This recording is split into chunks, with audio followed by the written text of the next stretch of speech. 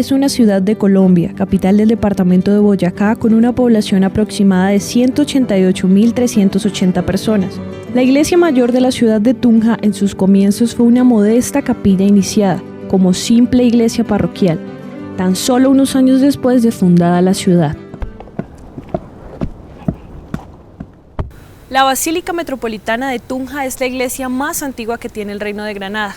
El valor que tiene esta obra es histórico como arquitectónico. Como histórico, recoge todo el movimiento plástico-cultural de la colonia y de la República, y como arquitectónico presenta el último monumento gótico que se construyó en su tiempo.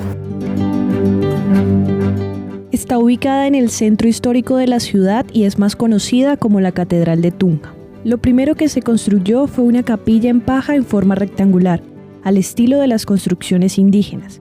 Tanto esta capilla como la ciudad fueron dedicadas y puestas bajo la protección de Nuestra Señora de Guadalupe. Tunja, en primer lugar, fue una ciudad supremamente importante en el nuevo Reino de Granada. Y lógicamente les enviaron a los primeros evangelizadores allí, posiblemente los dominicos y también los agustinos, que fueron los que entraron en primer lugar pues a evangelizar estos pueblos. Así que cuando se llegó a Tunja, estamos hablando del año más o menos 1542, ya existía un templo, y ese templo lo construyeron pues de una manera rústica.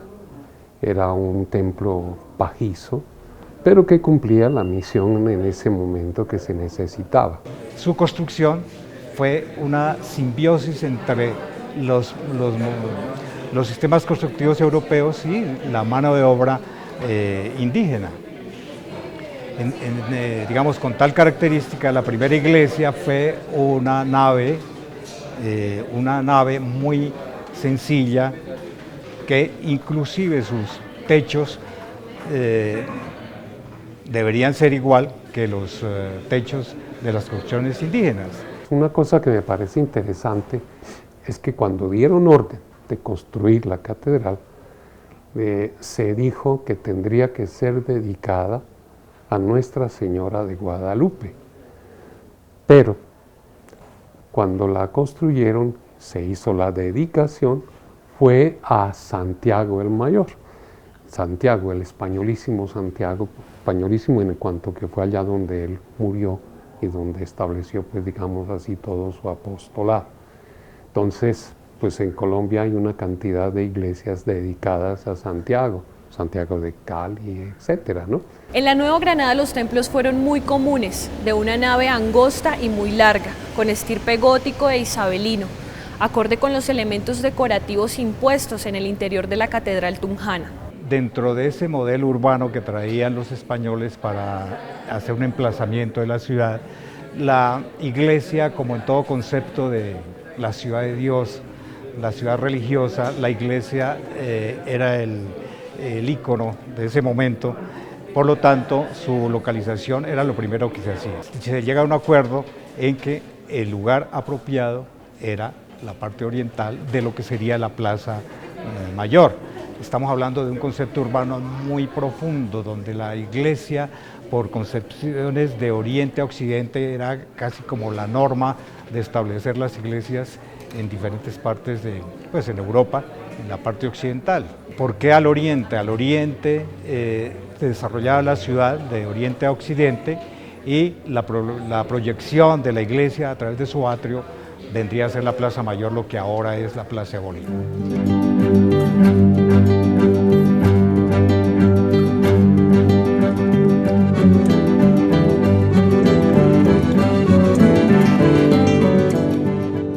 Se sabe que en 1542 la iglesia servía para fines previstos, puesto que además de ejercer sus funciones religiosas, en ella se reunía el cabildo para dar posesión a los alcaldes y regidores para celebrar actos de importancia. Durante la construcción de la iglesia en 1553, uno de los feligreses que necesitaba iluminar dentro de la iglesia se tropieza y prende fuego al recinto religioso. Indudablemente ese accidente del incendio pues hace que se aceleren los procesos de construcción de la nueva iglesia. Entonces pues se cambian los estilos, se cambia la capilla, pero en el mismo lugar se construye con una connotación. Si la primera nave era sencilla, de unas proporciones no tan monumentales, pues la segunda iglesia, o ya por eso hablo de 1545 a los 50, ya de otras proporciones, pero en el mismo lugar. La terraza. Eso es casi contemporáneo a la última iglesia. Estamos hablando del 1575 más o menos, por ahí sobre esos años, ¿no? Pues eso se le entregó a la iglesia indudablemente desde los puros comienzos y la primera cosa que hay que notar es el hecho de que la construcción de la iglesia no fue simplemente con fines, digamos, religiosos. Ese era lo fundamental, pero allá se reunía el cabildo. Hacía las reuniones cabildantes, etc. Entonces eso tenía su importancia desde el punto de vista público, del gobierno de esa época, etc. Entonces, pues lógicamente, eso hace que se tengan que construir sitios efectivos en los cuales se puedan reunir. La Tarazana terminará por ser la casa cural, ¿no? Con todas esas características, sus arcos, etcétera, todo muy hermoso, desde la cual, entre otras cosas, se comenzó a hacer la primera predicación a los indígenas del lugar. La construcción del templo actual fue contratada por el sacerdote y cronista Juan de Castellanos y el fundador de la ciudad, Gonzalo Suárez, los cuales consideraban que la ciudad merecía una iglesia mejor y soñaron con construir una iglesia catedral al estilo de las europeas. Pero solo en 1565 contrataron al maestro de obras, don Bartolomé de Sosa, quien traza la nueva iglesia. Los trabajos se extendieron inicialmente hasta el 29 de junio de 1574, fecha en la que se inaugura el nuevo templo mayor. Dentro de esa época, que finales del siglo XVI, 1571 a 1600,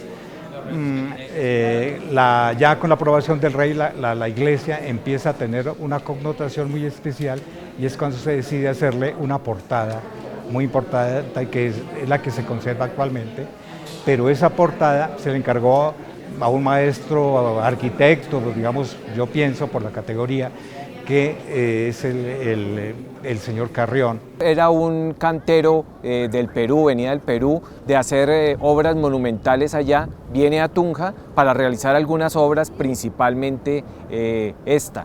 Y el señor Carrión, a través o por medio de un modelo renacentista, digamos, imita una fachada de la época del Renacimiento en Europa y la trae. Bueno, Tunja dependía eclesiásticamente de Santa Fe en época de la colonia. En época republicana siguió dependiendo ya de Bogotá, pero en el año 1880 el Papa León XIII declara Tunja como diócesis, una erección canónica como se llama eclesiásticamente, y entonces el segundo obispo que tiene Tunja, que es Benigno Perilla, considera que es importante que esa catedral, que quiere decir la cátedra del obispo, donde hay obispo hay catedral. Entonces él considera que tiene que ser una iglesia más suntuosa, más importante, más imponente. Consideró que esa iglesia mudéjar original no tenía la talla, la altura de una catedral y viene esta modificación. Es por eso, pues ese es el motivo que lleva a la remodelación de la iglesia. La persona que más trabajó en ese momento fue el llamado maestro Abril, de apellido Abril, que fue el que diseñó la parte, digamos, de la iglesia y se logró, con el tiempo, se fue logrando una estructura muy particular.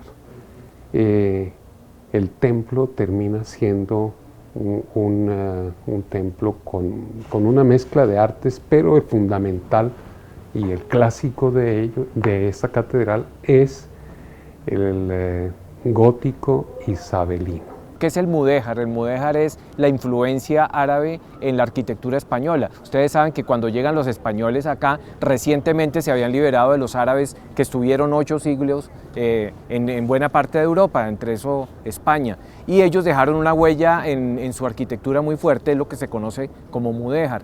El mudéjarismo tiene una cantidad de elementos que vamos a ver aquí en los cielos rasos, como figuras octagonales con una cantidad de adornos muy ricos, un juego, un contraste entre formas, entre figuras y vacíos, que es muy propio del mudéjarismo, y bueno, eso enriquece muchísimo el interior de la iglesia. Son el arco toral, que fue el primero que se hizo en forma ojival, y posteriormente se añadieron los de los lados. Y luego también algunas de las capillas que ustedes habrán visto, que son muy notorias en esta catedral. Si a esa capilla se le fue adosando otras capillas por la característica del gobierno colonial, donde la gente, conquistadores, descendientes, tenían el privilegio de ser enterrados o que la capilla tuviera el nombre de su familia. Esas capillas se construían de acuerdo con lo que conocemos de capellanías. La capellanía era el dinero que daban las personas para construir y tenían el derecho a participar en la iglesia. Hablamos de capilla de los Camargos, hablamos de la capilla de los Mancipios, ya muy conocidas por todo, y adosadas a la nave central. Posteriormente esas construcciones se fueron transformando, vuelvo y repito, necesitamos de la arquitectura y la arqueología para establecer sus orígenes y sus huellas. Dieron origen a otras naves laterales al sur y al norte, que son las que orientan actualmente. ¿Cómo se comunicaban esa nave central con las naves sur y norte? A través de los arcos, que son los que conocemos, igualmente que a través de restauraciones, pero digamos esa espacialidad es la misma intención desde la colonia. Además tiene una serie de elementos históricos como la tumba del mismísimo fundador don Gonzalo Suárez Rendón y también las tumbas de los próceres fusilados en el Paredón de los Mártires en el año 1816. Es un mito urbano, un mito que se ha ido tejiendo de que todo Tunja, las casas coloniales, las iglesias, los conventos estaban comunicados. No es cierto, sí hay unos túneles en el interior de la ciudad que corresponden al alcantarillado colonial, a unas bóvedas y también a ciertas bóvedas de acueducto, pero más que todo de alcantarillado que están por debajo de la ciudad. Por otra parte, la ciudad no contaba con cementerio en época colonial, sino que a la gente la enterraban en su parroquia. Tunja estaba distribuida en 3 parroquias, la parroquia mayor de Santiago de Tunja, la parroquia de Nuestra Señora de las Nieves y allí la parroquia de Santa Bárbara. Y esas parroquias, allí se hacían los enterramientos, la gente la enterraban, había unas fosas, hay unos socavones a los que se ingresa por muchas veces tapas en el piso y que dan como lugar a ese mito de los túneles. Esos socavones no se prolongan más de 20-25 metros, como una cosa exagerada.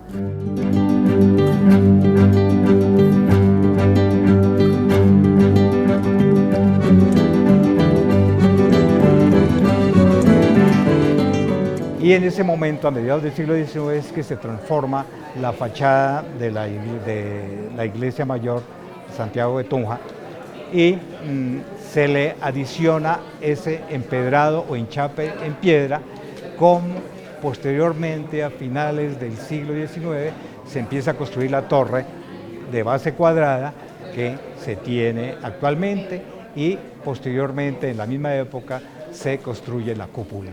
Para el que se quiera imaginar la iglesia original de Tunja, es ver la iglesia de Villa de Leyva. La diferencia es que esta era un poco más alta, más monumental, y la torre está en el otro lado, en el otro costado. Son torres a 4 aguas, muy parecida aquí a la que vemos en San Ignacio. Así era la torre de la catedral. Esa torre la derriban a finales del siglo XIX para construir esta otra torre, esta torre que vemos aquí, que realmente es una combinación de estilos un poco inciertos, la verdad, ¿no? No generó un conjunto arquitectónico definido, sino que son como elementos tomados de un lado y de otro. Esa cúpula realmente como que no tiene una relación clara con lo que hay en el interior del edificio. La posterior es otro tipo de arquitectura muy clásica, que contrasta, realmente me parece que se genera un contraste fuerte con el resto de los elementos arquitectónicos que tenemos. Si uno mira desde una altura, la iglesia, la conformación de la iglesia prácticamente no se tocó, fue un trabajo de fachada lo que se hizo, y sí una modificación fuerte en la torre principal.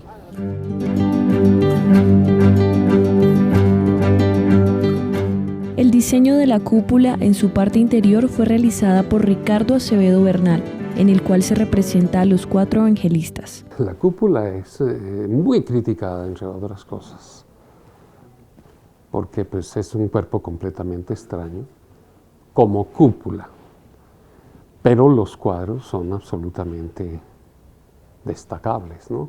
Realmente eso es un capricho, yo diría que es un capricho sobre todo con el tipo de arquitectura que se tenía, una iglesia mudéjar a 2 aguas, no había para qué hacerle una cúpula, no tiene ningún sentido, pero eso es un fenómeno que se va a dar mucho acá en Boyacá. El párroco que llega modifica la iglesia a su personalísimo gusto, sin conocimiento de arquitectura, sin grandes nociones de estética, y hacen cualquier cosa. Entonces, bueno, finalmente eso fue lo que se logró. Es importante anotar que Leopoldo Convariza pasó su proyecto de restauración en los años 80 pensando en volver a un estado anterior de la iglesia, dejarla como restituir el bien como era antiguamente, pero lo cierto es que culturalmente hay una apropiación de los espacios.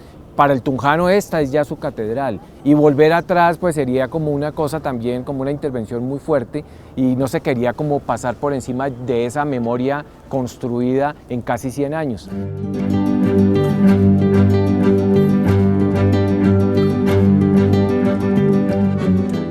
Sin embargo, décadas después, entre los años 1889 y 1982, según el arquitecto Leopoldo Convariza, fue un tiempo nefasto para el templo, puesto que según las remodelaciones de esa época afectaron profundamente su fisionomía y su carácter.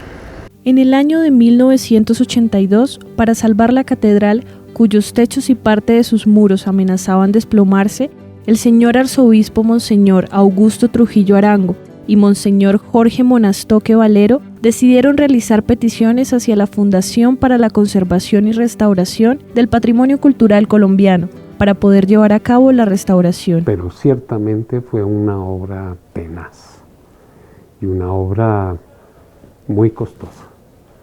¿Por qué? Pues porque había que echar al suelo todo lo que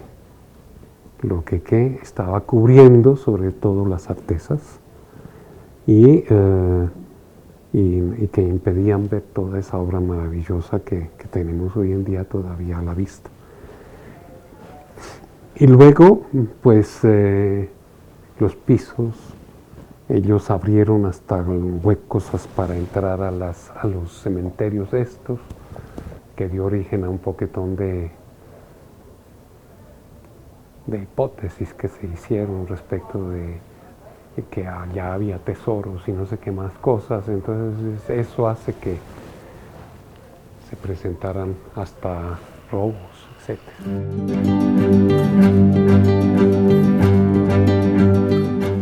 Y que aparte de la evolución que se presentó, pues cada época fue trayendo sus transformaciones, algunas por cierto muy fuera de contexto, que dañaron bastante digamos, lo estructural de la catedral en su origen. Ahora, si me habla de la puerta, también valdría la pena preguntarse por la puerta original. La puerta original, no sé en qué momento desaparece y es reemplazada por esta nueva puerta. No, esta que tenemos acá no es la puerta original, no es la puerta del siglo XVI. Una modificación que vale la pena mencionar es que esa casa de la esquina, la Casa Blanca, que está en la esquina, esa casa no existía hasta el año 1939 y quedaba todo el costado de la iglesia, porque existía el concepto que las iglesias deberían ser muy visibles, ¿no? Desde todos los costados, y estaba el costado de la iglesia al contacto de la gente, con un elemento arquitectónico, más que arquitectónico, de ingeniería,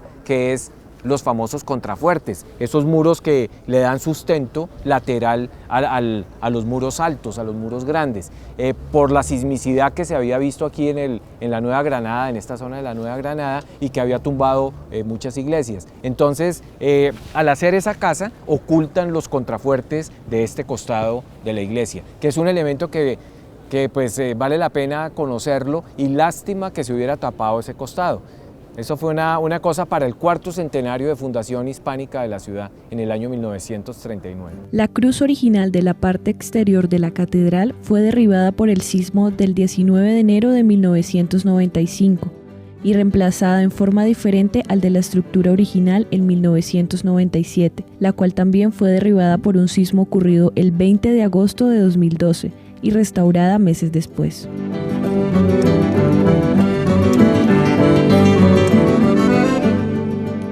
Actualmente la Catedral de Tunja es catalogada como uno de los sitios históricos de la ciudad, patrimonio de grandes fiestas religiosas en la cual los feligreses conmemoran los hechos más importantes, siendo este el epicentro más relevante de la ciudad.